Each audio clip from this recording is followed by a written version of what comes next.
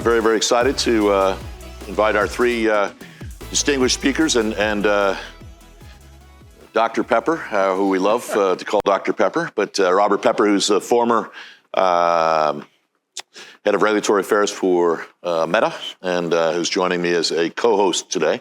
We have Vint Cerf, probably does not need a lot of introduction, but one of the inventors of the Internet Protocol, among other things, but probably one of the most important speakers we've had over the last few years in terms of thinking about infrastructure around the world, and obviously a mainstay here in Washington, D.C., obviously. Gotham, is the Chief Investment Officer at I Squared Capital. Owns a lot of telecom and telco infrastructure around the world. Has been a partner of PTC's for a long time, and one of our fun speakers who's always got a perspective on where things are headed from an investment perspective. And then, of course, Ambassador Fick, who's joining us, who was with us this morning, but a new partner of ours. But he's getting a chance to meet some of the long-standing partners of PTC that have been helping us with thought leadership around, every year when we bring these groups together. And so very, very excited to have this team talking about, and then we've got a list of questions that have come from the audience that we wanted to just put forward. And then the idea is that we'll allow the audience to ask any questions that you might have. So this is really kind of an opportunity for you to talk to some of the experts. Very different backgrounds, but very good perspectives. So I think over the next 45 minutes, Dr. Pepper and I will sort of spend a few minutes sending questions to you, and then we'll open it up to the audience.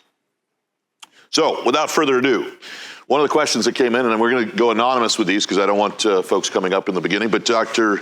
Vint Cerf, on the future of digital infrastructure, how do you see digital infrastructure in Asia evolving over the next 25 years, particularly in light of advancements in technologies like AI, 5G, and quantum computing? That's sort of like... And you have 30 seconds to answer.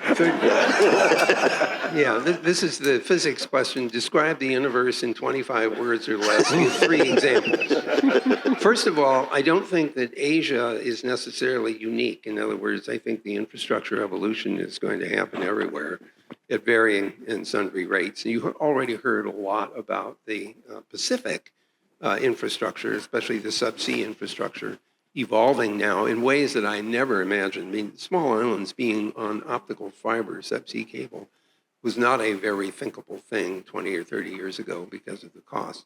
And so it's pretty clear that that evolution is underway.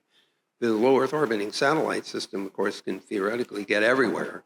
And that's important for places where pulling fiber would not be necessarily feasible. So that, I think, will continue apace. By the way, here's a little piece of unexpected outcome. The satellites that go up in LEO eventually fall out of the sky. And they burn up, generally speaking, and they produce particulate matter, which may darken the sky a little bit and actually cause reflection, which might reduce the global warming. So it could be that the low Earth orbiting satellites will have a salient effect on our other problem, which is climate change. The other thing that's pretty obvious and came up in the previous session had to do with power consumption and power generation and availability and everything else. 2 things I think are likely to happen. The first thing is that whenever we're confronted with this sort of escalating demand, we start to get smart about doing computing more cheaply, less expensively, less power requirements, more density in the circuits. I'm pretty sure that we will be forced into some interesting new architectures, maybe some 3-dimensional kinds of structures that will increase efficiency and reduce power requirements. I also think that some of those power requirements will eventually emerge in the form of small modular reactors. And I know that sounds, not in my backyard. It's almost worse than the data center complaint. I didn't want the noise, now I don't want the radiation either. But I think that may turn out to be the more efficient way of producing the kind of power we need. I mean, if you need a gigawatt to run a data center, how many, what do you call them, diesel generators would you need? I mean, some of them only do like 8 megawatts, right? So you need 128 of them to do a gigawatt. That's not feasible. If anybody complained about noise, wait till all 128 of them get turned on. So I think we're actually going to see a desire, if not an effective consequence of putting in nuclear power, at least in some of the places where it is accepted. So those are a few of the things that I think are likely to evolve, and it's not just in Asia, it will be elsewhere as well. Great. So what I'd like to do is maybe follow up, Ambassador Fick, from this morning's session, plus some of the other conversations that came up, which is the question about opportunities and risks from the global digital economy, starting with Asia, right? But obviously it's not, as Vince said, just Asia.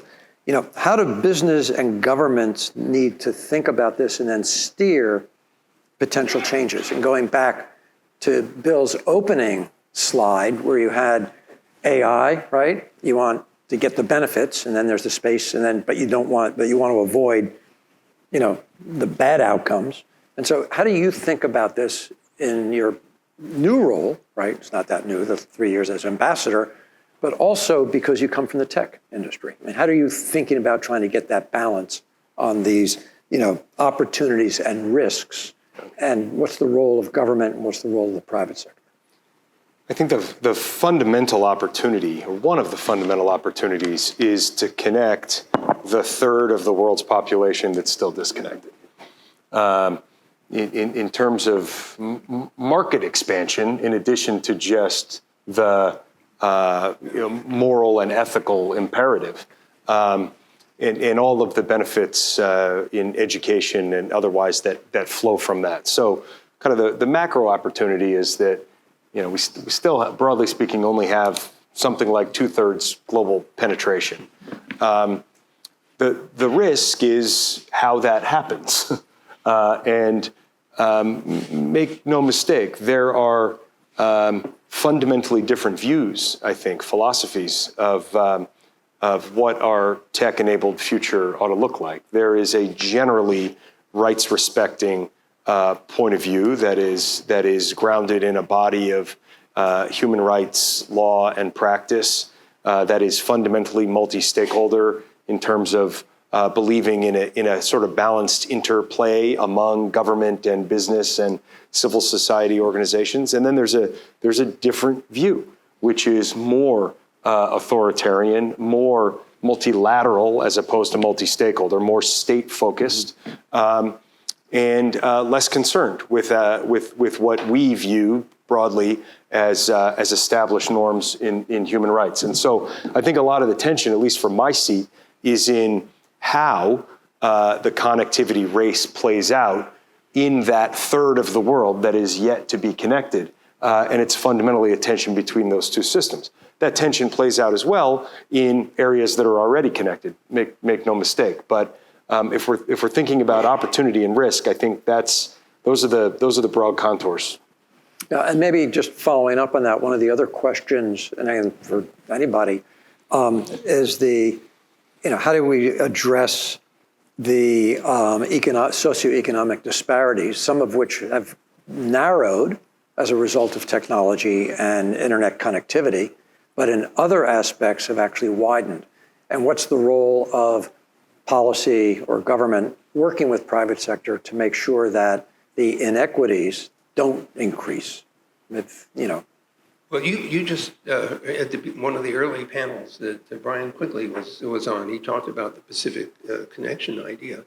There's a really interesting notion there where the government investment is removing risk from the private sector, allowing it to proceed with something that it might otherwise hesitate to do. And I think that's a really great leveraging example. If you don't mind, I would like to come back to one other thing from the question that you originally asked, because you mentioned AI, and it just occurred to me I should report, if you didn't already see it, that our DeepMind team helped to train a machine learning system, not a large language model, a machine learning system, to cool our data centers by controlling the valves and the pumping and save 40% of the power required for cooling.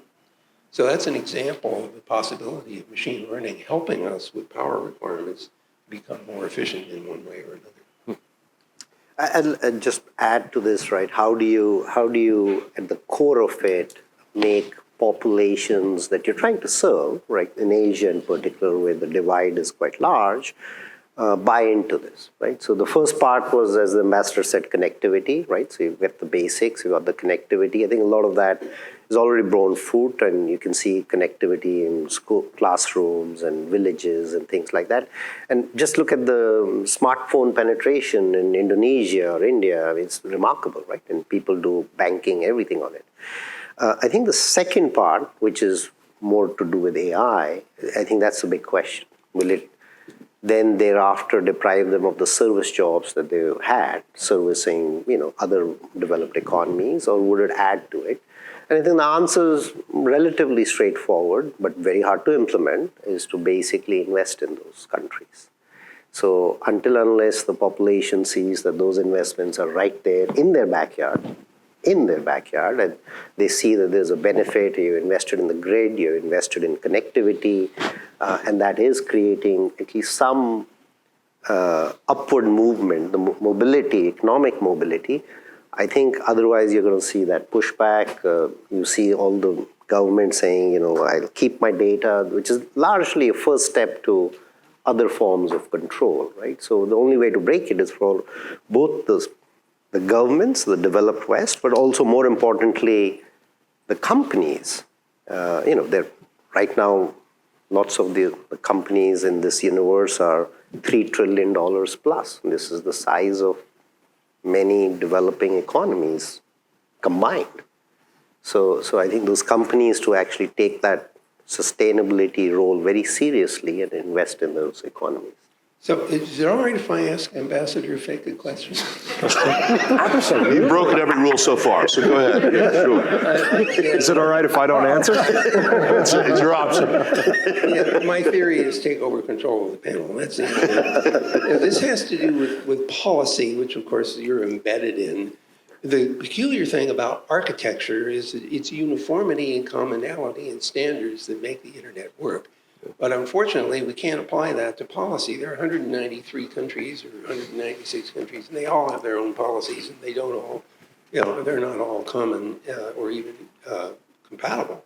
And so that must be the biggest headache you have, is that you can't force commonality of policy, even though it would be enormously beneficial for the private sector, for example, to not have to meet 70,000 different possible. So is there any hope? So first of all, despite the many things that Vint has on his plate, I just want to ensure that all of you know that he dedicates time to come to the State Department's Foreign Service Institute to speak with our young officers who are training to go out to embassies around the world as cyber and digital officers. So they're thrilled to spend time with him. They benefit massively from his experience and his wisdom. So Vin, thank you for doing that. And a plea to all of you is contribute a little bit of your bandwidth, expertise, time, energy to making sure that those of us in government are current with the issues in your world. Otherwise, things will go off the rails. This issue of 193 sovereign states, each of whom may have a slightly different perspective on everything. Or highly different. Or in some cases, highly. So this really fundamentally is why, and I mentioned this briefly this morning, I'll elaborate a little bit on it now, why the orienting principle of the international strategy that Secretary Blinken rolled out in May is digital solidarity. And the idea that we need to get aligned with the largest possible number of allies and partners around the world on everything from philosophy to standards. And the last thing, my last act as a private citizen before coming into government was to co-chair a Council on Foreign Relations task force on cyber. The first sentence of the report was, "The era of the global internet is dead."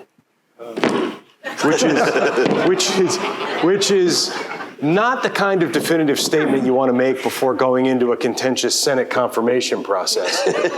But Vin, look, I don't mean to puncture the dream and what has been in many ways a multi-decade reality, but there are some big countries and large economies encompassing a large number of people who simply are not committed to the free and open internet as you designed it, as we have lived it. Even among our close allies and partners, though, look at the disagreements between Washington and Brussels on or between Washington and Tokyo, or Washington and Seoul, in some cases, closer to home for a lot of this crowd. So we spend a lot of time and energy trying to keep those gaps as narrow as possible. And one interesting question that comes out of it, though, is do we head to a world where every internet is defined by geographic borders, right? And so you end up with a world where there's 193 different instances of the internet, and or worse. I mean, you might add.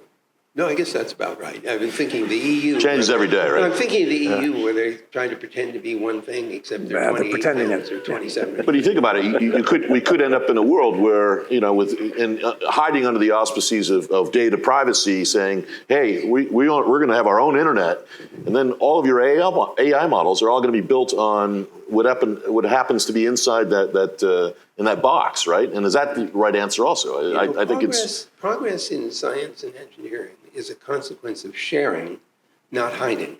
Yeah. And so we will learn some tough lessons if we go down the path that you just described. This whole notion of data sovereignty is a broken notion. To try to give you an example, suppose that there's some data which we might legitimately say, well, it's privacy information, it's personal information about some of the people in our country.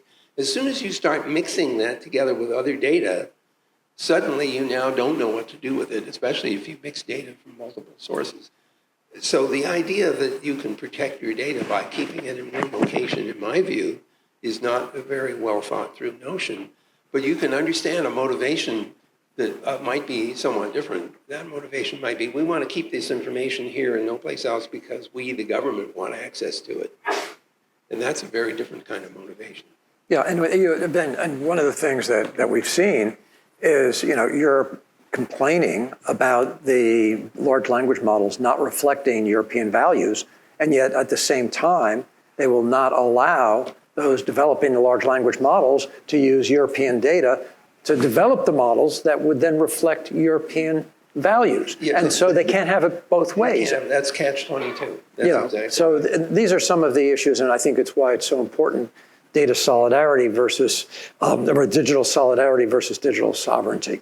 But a question related to that is, Ambassador, you mentioned some large, geographies and economies that have, created, digital sovereign states and keeping data in or not letting it go out.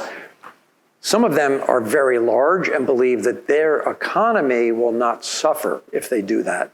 Whereas you have most other countries are not 1.5 billion people. And so the implications for the smaller countries to participate in global economy where they have to share with one another for their own economic and social self-interest is counter to this notion. But there's this notion of digital sovereignty as something that some of these very small countries, let alone middle size, are adopting that's counterproductive to their self-interest. And so how do you get that message to them and at what venue? Yeah, I just want to reinforce what you just said. A lot of small countries come and they get all excited about computing and the internet and the ability to address global markets. And I try to remind them, that's the best thing in the world for you as a small country is not simply to address the needs of your domestic economy, but address the needs of the global economy, which is bigger than any one domestic economy, period, end of story. And so what Pepper is saying is exactly right, especially for countries of modest economy scale. They want to take advantage of the whole world's economy, and they should be able to do that. And an important reality, I think, in enabling them to do that is not forcing them into a binary choice between an American-led system and a Chinese-led system. And that can be uncomfortable. But small states across the Asia-Pacific certainly don't want to be in a position of choosing. They are uncomfortable with total monogamy. And we need to be comfortable with that ambiguity, meet them where they are to some extent, and it's incumbent upon us to offer proactively a more attractive, affirmative option that they can choose, rather than pounding the table and forcing a choice. I love the way you put this, because what that says is a binary choice might be digital, but it's not the right one. Yeah. Ones and zeros. Gautam, I want to follow up with a question that I came. was rather enjoying this.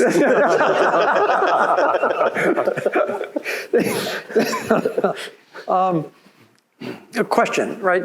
In terms of where the innovation is going to come from, and there's this question about, tech giants, big companies, small companies, local players.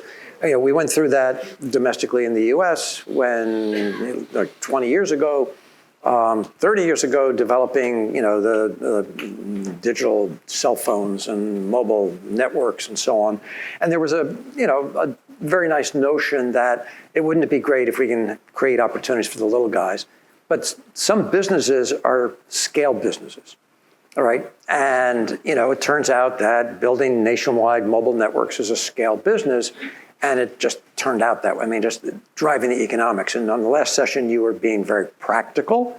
So a question for you, and then maybe others want to jump in, is, going forward, what do you see as the role of, the large tech companies, the U.S. tech giants, the Chinese tech giants, and smaller and maybe more localized players, and how does that play out in your mind as an investor?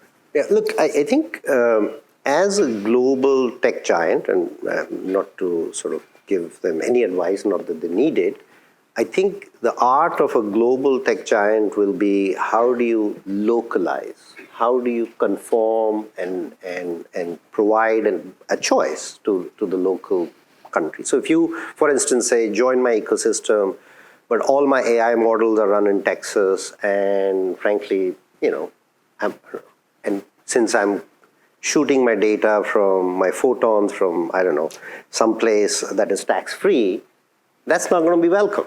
They will come back with some esoteric policy that will catch you. So I think the art of this is to go there and say, listen, I'm sort of localized. Right? So long ago when I was young, I grew up in India, till I was in high school, thought Siemens was an Indian company. It's remarkable, right? They've been around for 100 years. Everybody I knew was an engineer at Siemens, so I thought Siemens was an engineering company, the Indian engineering company. Yeah. And then you grow up, you figure out Larsen and Toubro is actually Indian, it's not Swedish, and Siemens is German. So, so that is the level of, intimacy that people have to achieve. I think as providers of infrastructure for us, I go back to the whole thing. You have to do the whole ecosystem in that country sustainably. And for especially for AI and other things, you will need to localize some of this content because it has serious job implications, right? The elephant in the room. It has serious tax implications for a nation because suddenly the tax base might go down, right? And so they need to see the other side of the equation. Big believer in capitalism, so I think everything will be good, but that balance needs to get achieved. And so it's very hard for me to envision a world where everything is done in one country and it's transmitted to another. There is an interesting scaling phenomenon here that we should keep in mind. Some of the reasons that the hyperscalers hyperscale is because they create platforms that do have a benefit of economy of scale. However, the information, on the other hand, doesn't necessarily scale. I agree. And so the platforms might be broadly provided, but the applications that consume the platforms could be very specialized in the way that you were just describing. So we should be careful to tease apart the portion of the large-scale companies that is understandably scalable and the use of those platforms for things that are much more localizable. Well, look, in the end, also, the economies will drive people getting attracted to a more standardized approach, right? It's very hard for 190 countries to have the scale to be economically viable proposition, right? When it comes to digital economy. So I think at best it'll be 2 to 3 sets of rules. At least as an investor, that's what we think. We hope it is not. We hope it is 1 set of rules. But we kind of plan that there might be 2 to 3 sets of rules, and people will choose. Some people will say, listen, I want to follow the Western standard, and some people would be isolationist. But at the end, middle class people everywhere in the world are more alike than they are different. Yeah. And that's my optimism. So, but picking up on something that Ben said, I think that the opportunity, I mean, the platforms require scale. So the infrastructure requires scale, but the application layer, when you move up the stack in terms of Yes. application development, the local implementation and use, and then in the AI world, right, it's the inference can be developed locally off of local models, but the model you're using may be a platform, a global model that's been developed at scale, and because you need the scale to develop the model. Even if the model isn't global, the platform that supports Yes. the execution of the models does have to be Yes. Broadly applicable and interoperable, Yeah. so that everybody's models can interact with the other people's models. Yeah. And so a plug for a session tomorrow morning. We're going to talk about this issue specifically that Lynn's going to be leading on the digital divide as it relates back to AI. This morning we talked about digital divide in terms of networks and connectivity and access. But when you get to the questions about AI, I think it's actually quite analogous in that it's largely, some of it's going to be the infrastructure, but a large part of this is going to be the ability to use the infrastructure, the people skills, the small business. How do I use the technology? That can be localized, but that also is going to be very people and skill oriented. So you were talking about using artificial intelligence and machine learning, but let's go back down to the infrastructure for a second. We need people to build and operate the infrastructure where it has to be, which is effectively everywhere. Yeah. So this guy, Steve Hooter, who is at the National Startup,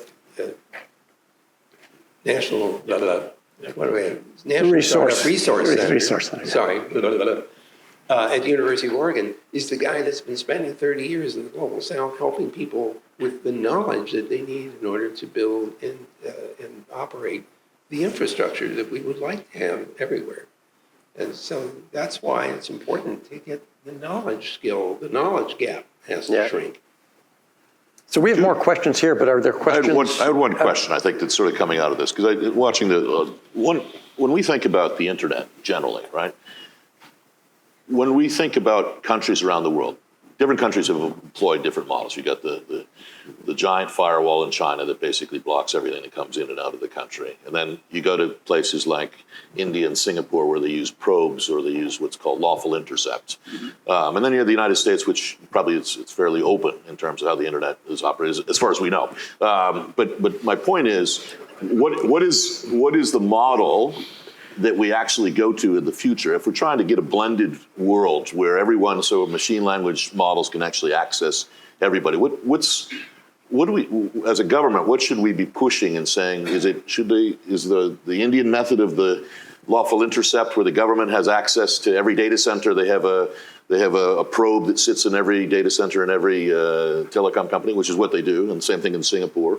Or do we allow the model of the Chinese to proliferate, which is sort of they create a firewall and you have to go through their server wall to get to the content on the other side? And this is one of the things I think, because I know we've talked a lot about this, but what do we do? Because I think when you start getting into AI, this is going to be one of the fundamental problems that's going to cause issues with AI if we continue down this path of sort of putting up barriers on the internet. So what's your thinking as you start thinking through that?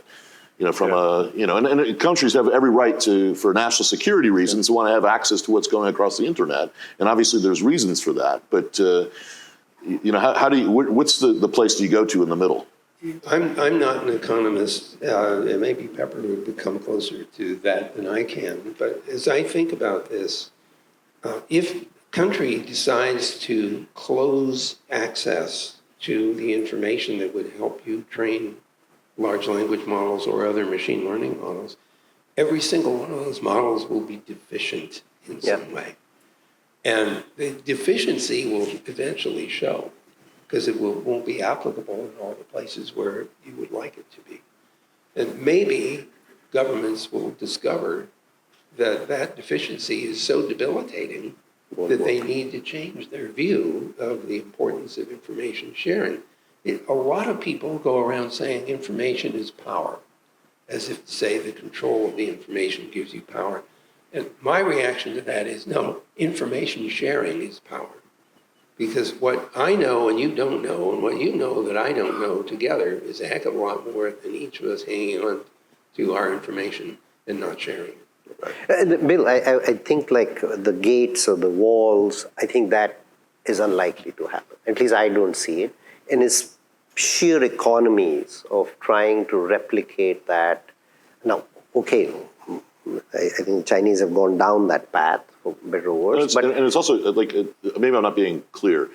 Right now it's a one-way wall, right? Yes. So the Chinese have access to all of Everything our data, and but we don't have access to theirs, right. right? So it's sort of, and what's the reaction? The natural reaction of governments is, all right, I'm going to put up my wall if you've got a wall, right? And is that the right answer, or is it something that allows governments to actually have some way to review data as it moves through the internet, which is what, in theory, the Indians have tried to do. Yeah, right? I think it will probably end up with sort of some local checks and balances, maybe the probes that you're talking about, that frankly 90% of the world does that, to be honest, right? So I think that's probably the way it is. But I think when it comes to innovation and the sheer power and frankly the cost it takes to train one of these learning models, to do it 190 times, I mean, I think will bankrupt many nations. So here's another. Go ahead. I'd like to. I think at the level of principle, the U.S. government position on this is clear. We support a global internet that is free and open, reliable, interoperable, and secure. And that is the future that we want. It's the future that seems best in terms of human freedom and economic prosperity and the knowledge interplay and the collective good. And we're clear-eyed about the reality that many governments don't share that aspiration. And they're going to deal with that in their own ways. And we're going to have to continue to make our case and demonstrate, frankly, by the power of example and results, that the way that we're advocating for is a better way. I think in some cases that's clear. If you look at the power of the U.S. innovation economy, for example, I think there are places where it's less clear. If you look at some of the social harms that come from sort of unfettered access to certain kinds of misinformation or disinformation for adolescents on platforms, we need to make the case, every day, because this is ultimately it's a war of ideas. It's a competition in terms of what the governance structure is going to be, and we can't impose it anywhere else in the world. So two things. First of all, I'm a huge fan these days of accountability and agency. Parties doing harmful things should be held accountable. This is tricky in an international setting. We need to do something about that. There's a cybercrime treaty that was recently debated. I'm not quite sure where, I'm not happy with a lot of the pieces in it. Some of the intent, though, was to try to introduce accountability. Agency is what we offer to parties, individuals, companies, countries, to protect themselves in the online environment. There are two other little pieces of technology that might make a big difference in this debate about whose information gets to be used. There's experiments going on now with allowing what's called federated learning models, where different models can be interacting with each other without necessarily sharing the data that went into the model. But the models can interact with each other. So that's one possibility. There's another one which we've been experimenting with at Google, where parties have information that they're willing to share under certain circumstances, but not otherwise. What's an example of a certain circumstance? They all agree that that piece of software is allowed to take each of their data, do some computation, share the result, but not ever actually sharing the raw data that went into it. And there's a way to do that by using encryption and a few other little mechanisms that allow everybody to agree that only that piece of software has access and that we all have access to the outcome of the computation. So there may be ways of getting the benefit of sharing the information without sharing the raw data. That might be helpful in dealing with the discomfort that some companies or countries have about data sharing. I'm going to come back with a question for you, because it's interesting. The previous panel, we were talking about convergence of power and data and networks, right? We used to talk about convergence between voice and Data, fixed video. and mobile, right? Well, people used to talk about fixed mobile, right? Whatever that was, convergence, FMC. I haven't heard anybody talk about, other than on the Brian Quigley's panel this morning, private public carrier partnership, but nobody's talked about telecom. Are telecom operators relevant anymore? I mean, no, I mean, seriously, I mean, because we're talking about, the last session was convergence between power and AI, power and data center, power and networks, power and connectivity, power and benefit from all of this. And so there's this question, what's the role of the traditional telecom operator in this world? I mean, they obviously provide the essential, right, access to the last mile for people to connect to use it, right? We need them, but how is that role evolving? I mean, this is something that I know that you look at. So look, I will tell you, so being an investor means you just have to take a view. So you can't sort of have two views. I think all telecom companies, the traditional telecom companies as we know them, have to reinvent themselves. That's, I think, the reality. Many have started down that journey. They've carved out their core network. They've carved out something else. Maybe even the data center space has been carved out from there. The towers were carved out some time ago.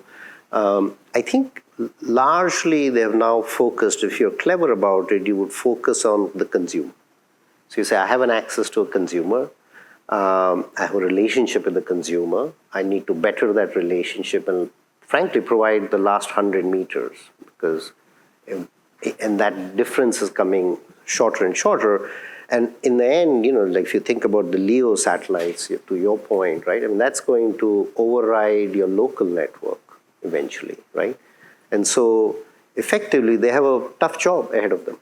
And if you try and do too many things in a time of change where you're getting economic stress, you'll probably do all of them terribly. So you're just better off focusing on a part of it and say, this is the part of the ecosystem that I'll be very good at, and I'll reconfigure myself in that system. So just out of sheer curiosity, those of you who live in this area, I don't know if you had the same experience I did, probably about 10 years ago. For 2 periods in that same year, I had no power for 5 days each. Yeah. And I have a 3,000 bottle wine cellar, and I was very concerned about that. You should have invited us. So I put a 50 kilowatt generator in the backyard after the neighbors calmed down.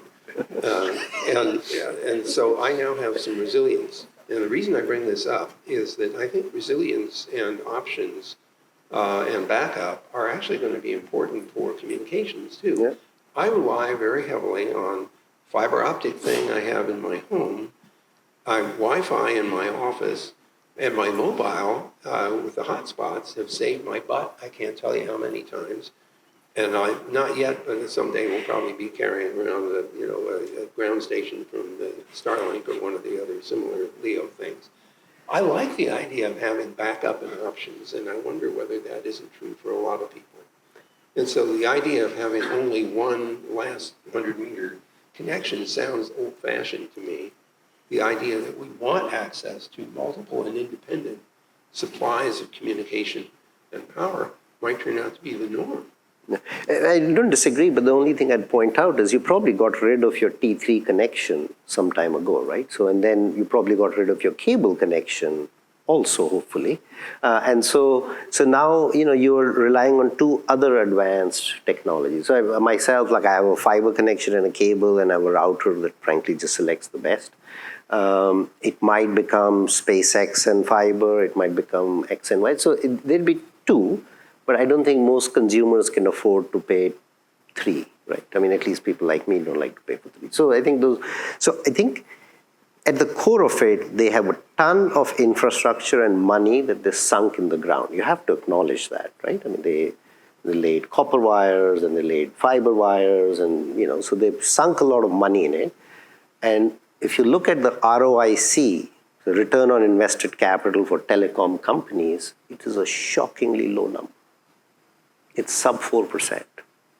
So here are billions of dollars gone, and they have a return of about circa 4%, right? And so I think for them, okay, they have to just reinvent to back to what they do. And that's actually a good thing. When humans integrate everything end to end, you're probably never good at anything. And so you're just better off focusing on something and really adding value to society. Although, some of the communications providers have verticalized. Comcast would be a good example of that, I think. Yeah. Recognizing that there might be more value in services up stack than there are in delivering bits on fiber. Correct. Any questions from the floor? I have one, actually. No, wait for the mic. Oh, I probably don't need it, but. No, we need the mic. Can you hear me now? Or is that good? So, you guys were talking about connectivity, and my name is Miles. I work for Fulcrum Collaborations, but the last 5 years I worked for AT&T doing SD-WAN. And none of you have talked about how that can do redundancy into the data centers or anything like that, but you're talking about your home where it can. Would love to hear your opinions on how that would work from a standardization into the data centers throughout the federal government, or standardized by the government, by utilizing the technology that these devices and the software can give to the redundancy that you just spent the last 10 minutes talking about. You're smiling. Look, it is, right? I mean, it's one of these things. Okay. So traditionally, if you would have thought, you would say, I'd need N number of connections, and along comes SD-WAN and offers a wonderful solution to people, which saves costs and can offer you that multiple connectivity. And I think that's what keeps at least my job interesting, right? So if you take a very simple, so take something else, take power, right? So the common article you read would say, we'll have a lot of AI, so here's a curve, and then the line is straight. Lines are never straight, right? They're never straight. Humans innovate, and then they change track to find a lower cost solution, and that massively, upends every assumption you made previously, right? So one thing I will tell you, I see a world where, yes, there will be increased power consumption, but it will not be anywhere close to the scale. I'll throw a simple thing at you. If you think about quantum computing, it's photons, it's not electrons. So why would your rack density go up that much, right? So innovation comes, there's vertical chips, there are other things people are trying, where hopefully the power demand is not an exponential curve forever, right? And so we will solve it. We'll solve it either with nuclear or with chips or with the type of compute, just like SD-WAN solved a very, very interesting and problem. And it's frankly because capitalism works, right? So some clever engineer will sit and say, I'll solve this. Just to make one observation about exponential curves, eventually they're no longer sustainable. Yeah. So sustainability has come up in the course of our conversations today, and it's important to recognize that when things become unsustainable, you have to do something else. Now, on the quantum side, you do consume a lot of power to keep things cold if you're using cryogenic methods, which is what we're using at Google. So the interesting thing, though, is that if you could build a large enough quantum computer, despite the power dissipation required to keep it cryogenic, you can do a lot more computation for some applications. Yes, it's very important that it's not a general purpose calculator, or it doesn't accelerate every possible algorithm. But for the ones that are solvable using quantum computers, it could be very dramatic. We would get, I don't know how many of you experienced what happened the first time you used a spreadsheet program. I used to fill them out on paper. It would take a week. And at the end of the week, I'd bring this to my boss, and he'd look at it, and he'd look down at the spreadsheet, and he'd look at me, and he'd look down at the spreadsheet, and he'd look at me, and he'd say, something is all screwed up. And I would have to go back and recalculate for a week. The first time I got to run a spreadsheet on an Apple IIe, and it happened instantly, I was transported because suddenly I could do, in real time, exploration of possible alternatives. Think about using a quantum computer to solve impossibly hard problems with traditional computing in real time, so you could explore optimality space literally in real time. That would be dramatic. Yeah. And drug discovery and materials. Huge. Other questions? Insults? There was one question that came out in a debate that was actually started by Vint, but maybe I could throw it out to you, and I think it actually is very apropos. One of the things we were talking about was, when you talked about artificial intelligence, you talked about the fact that it allowed you to figure out single points of failure, okay? And so designing things around single points of failure. But the interesting thing is we talked about things like airplanes and the fact that that's how you keep a 787 in the air. It can look at all the faults to figure out it. But the challenge also is, it also tells you how to take that 787 out of the air, okay, if you wanted to. And so this is sort of the dilemma that's going to come up with artificial intelligence, not to switch gears, but how do we regulate that as we start to build these models? Because once we're doing it for the good, when Boeing's actually figuring out how not to crash the 787, they've also got a guy there that's now figured out how to crash the 787. And what does the government do to keep the bad actors from getting that information that's inside these? Well, the engineer needs to ask the question, what could possibly go wrong, and get help figuring that out? Yeah. Now, that's my engineering response. But Nate, what is your government response? It's the 202 course. Yeah, exactly. I go back, let's go back to the 9/11 Commission report, actually, as an intellectual origin of how to think about this. That report identified a whole host of failures that contributed to what happened on September 11th. But the foundational one was a failure of imagination. And so the most essential thing here in my mind is that we not succumb again to a failure of imagination, which means any horrific outcome that we can sit here and imagine is viable, and someone's planning it. And so if you sort of widen the aperture of how you think to that, and then build a governance structure with that in mind, and the approach that the U.S. government is taking, and look, this is like the first inning of the ball game here still. So this is going to unfold for a very long time. But the initial approach has been to identify issues in the categories of safety, security, and trust. What does that mean? Safety is sort of what you're talking about, Bill, I think, which is ensuring that the models don't return the most dangerous results to people who shouldn't have access to that information, right? So, okay. Then there are a whole host of second-order questions about, well, who are those people? And what are those results? Who determines that?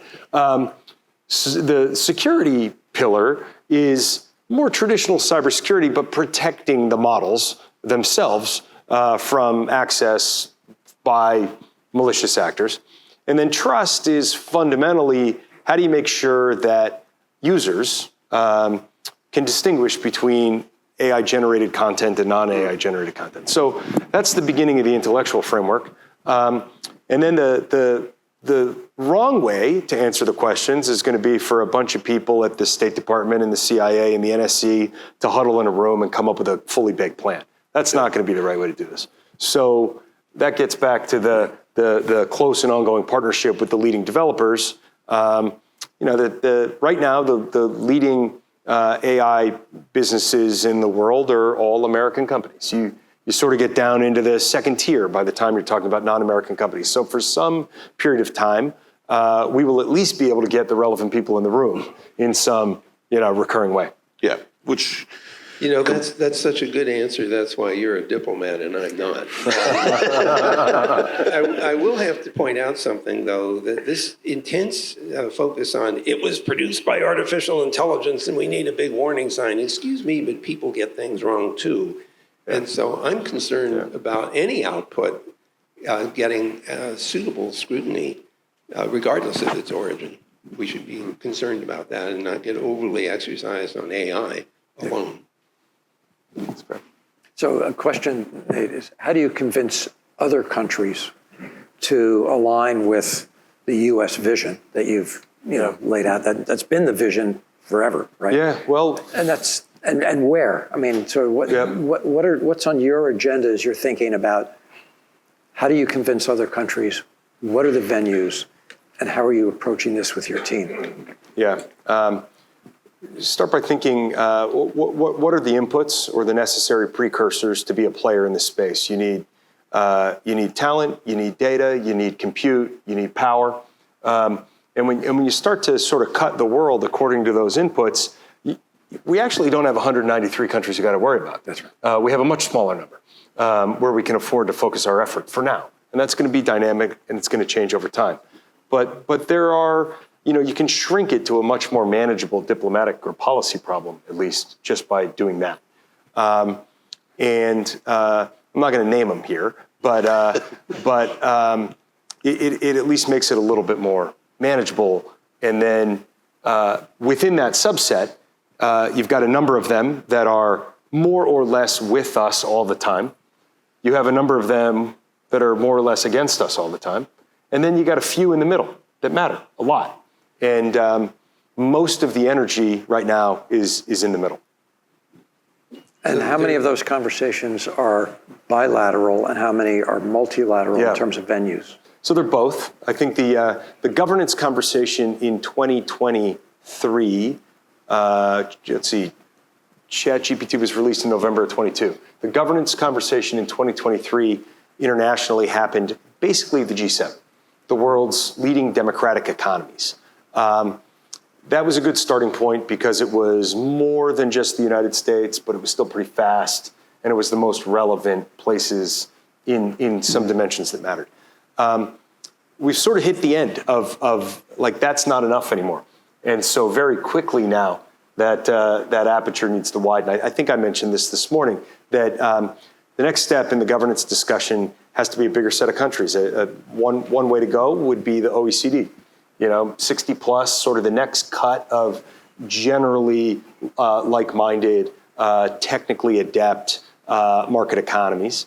And you got to get the discussion out of the hands of the policymakers really quick, or else we're going to have problems. So it's why the UK convened their Bletchley Park Summit last year to begin setting up an AI Safety Institute and a global network of AI Safety Institutes. The one in the US will be at the Commerce Department inside NIST, a standard-setting organization.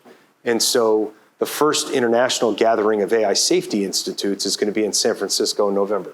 And so imagine two tracks in the year ahead, a policy and governance discussion that is widening to a broader and broader group of countries, and then a more technical standard-setting discussion that is moved off that sort of policy talk track shop very quickly into the realm of like where the rubber actually meets the road at NIST.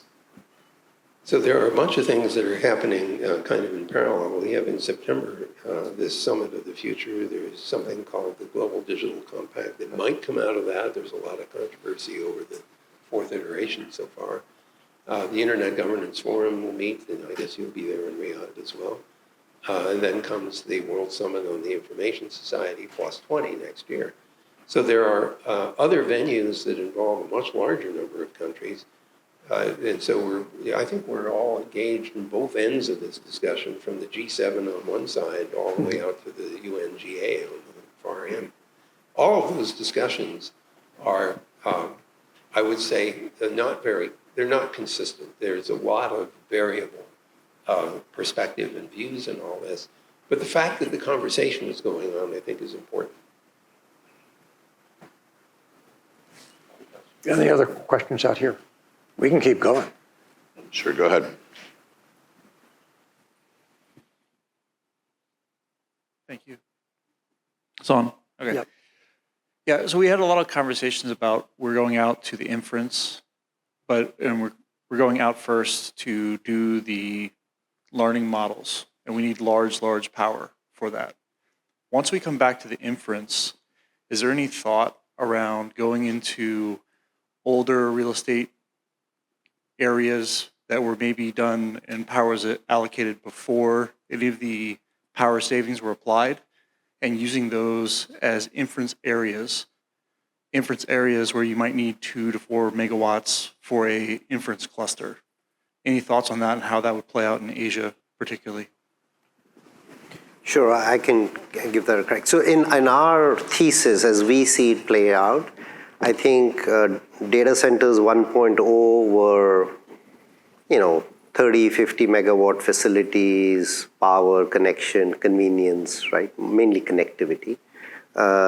In the learning models, massive consumption of power, strain on the grid, but there is cheap power available. And frankly, US is the part of the lead in US is not just innovation and technologies. Frankly, it is one of the cheapest sources of developed power and infrastructure. Right? So the grid's there, the power plants are there, the capacity is there, the gas is there. So I think that's the first. When it goes back, in our models, we believe that this will be actually far more distributed. So it won't be data center 1.0.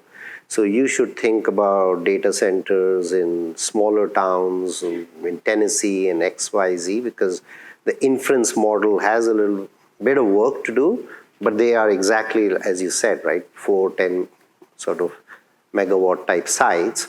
So just Germany alone, so we have a distributed edge type of data center company there. It's 11 just in Germany, just to give you an idea of the zones that are required to fulfill the fact that you as a user is not going to get frustrated and say the answer is not coming quick enough, right? So I think that's where this is going. This is going to distribute it. Now, having said that, I also tell you the learning never stops. So we had speakers and AI people as they tell us that, it's not like, oh, you got the learning model done and now you can roll it out. It's almost a constant consumption of learning and refining, and at least that's the next 3 to 4 years.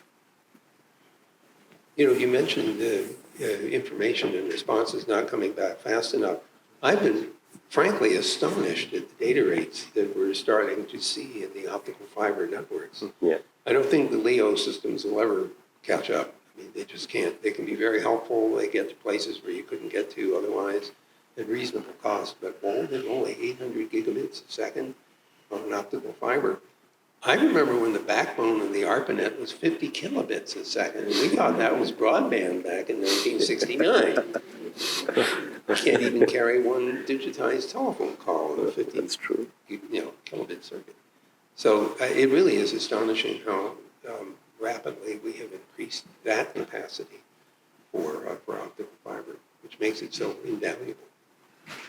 One question while we've got, because Ambassador Fick won't be with us tomorrow, but I think one of the exercises you've been doing is working on a lot of with submarine cables, and just to put it back to the Asia Pacific region as we're sort of running through, there's roughly, I forget the number exactly, 61, 64 landing stations in the Asia Pacific region that actually carry like 96% of the internet traffic, okay?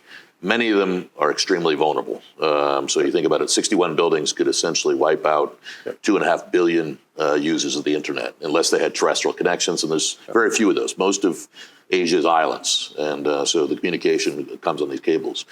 What are we doing from a government perspective to try and say, all right, how do we protect that, that infrastructure? Because that's not, I'm looking at these wars going on in Ukraine and places like that. It's 61 buildings. Seems like a pretty easy thing to, you could take a lot of that down pretty easily. And what are we doing to change that? Because we never ever looked at this. And as a series of companies, we've all been doing this, but we all know these are just little concrete bunkers sitting along the water that potentially carry massive amounts of data. Yeah, absolutely. And let's talk about the landing stations, because it's what you asked. The cables too. I mean, two categories of threats, right?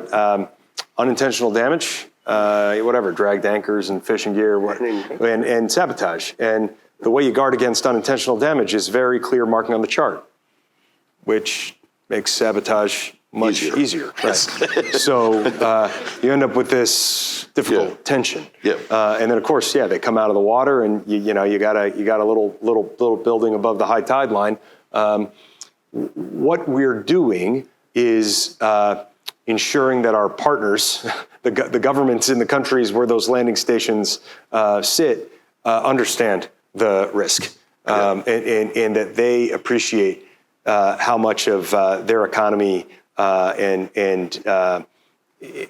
connectivity, ability to communicate and govern depends upon safeguarding that infrastructure. And you're seeing the security posture in some of these places start to change. I'm trying to think of concrete examples. I don't know about anything in the region, but certainly in Panama, where the cables are sort of clustered in the canal zone, and running through that right of way. We've been working with the Canal Authority and with the government in Panama to increase the physical security of that infrastructure.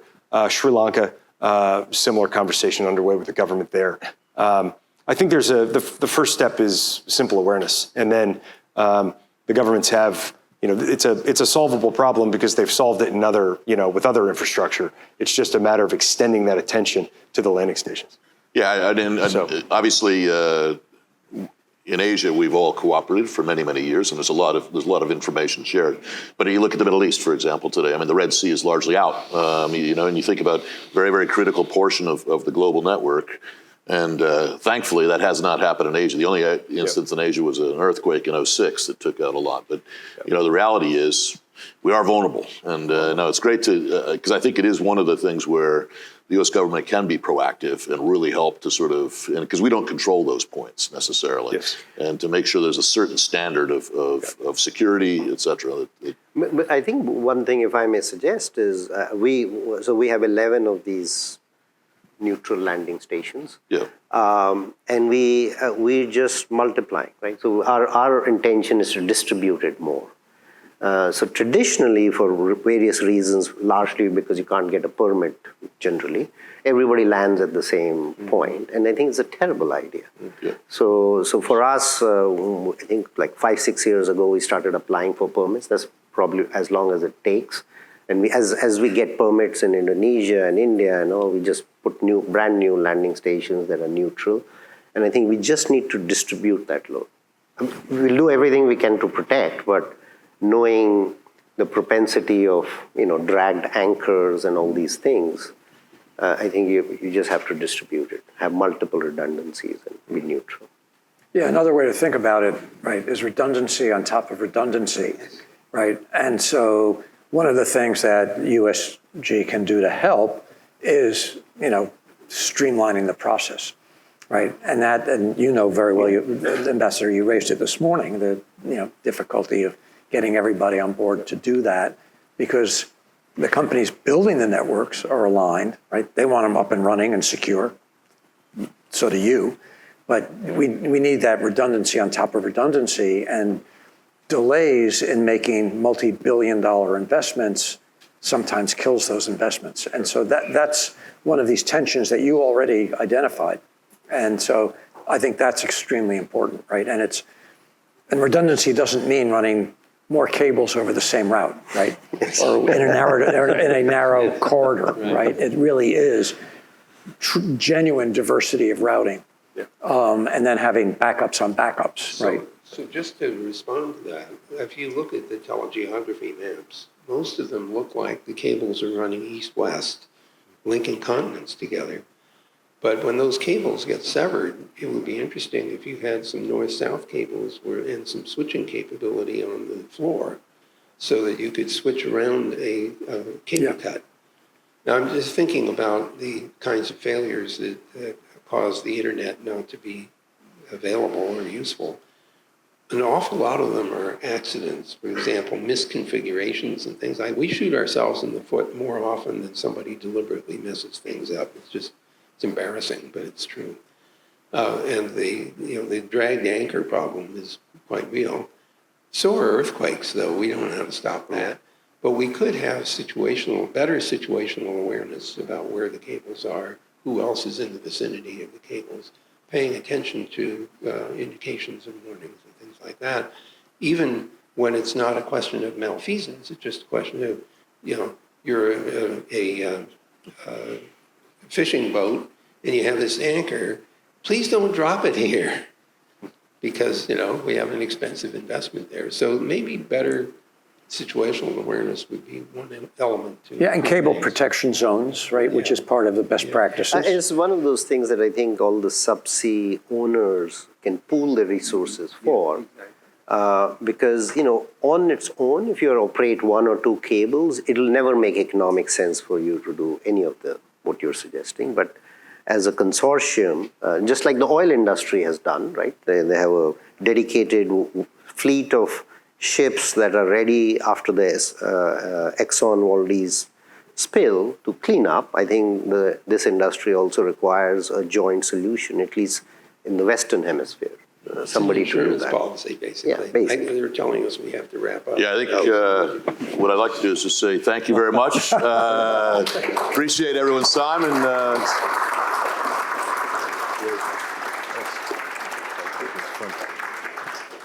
And I believe there are cocktails to be served outside. So thank you very much, and we'll see everyone outside or tomorrow morning. Thank you.